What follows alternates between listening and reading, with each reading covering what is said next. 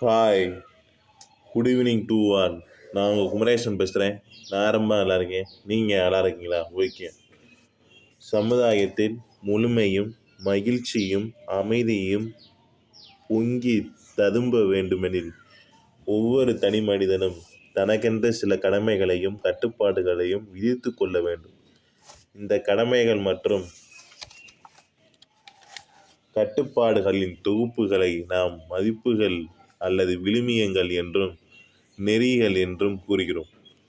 ஒரு தனி மனிதன் பிறரிடமிருந்து எந்தெந்த பண்புகளை எதிர்பார்க்கிறானோ அந்த பண்புகளுக்கு தானும் உட்பட வேண்டும் என எண்ணும்போது அந்த பண்புகள் அவன் பின்பற்ற வேண்டிய மதிப்புகளாக மாறிவிடுகின்றன.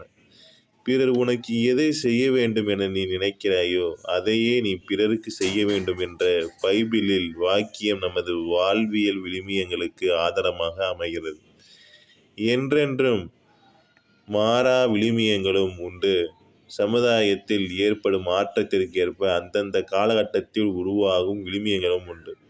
மதிப்புகளை நாம் மதிக்கின்ற அளவே நாம் வாழ்க்கையின் உயர்வு அமைகிறது.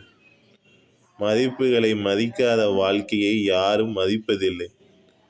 மதிப்புகளை அறிவது அறிவின் வளம். அதை பின்பற்றுகிற பக்குவத்தை தருவது நமது மனதின் வளம். மனதின் வளத்தை பெருக்கும் கலையே அறிவியல் கல்வியாகும். மிகப்பெரிய நல்லது நடக்கட்டும். நன்றி, வணக்கம்.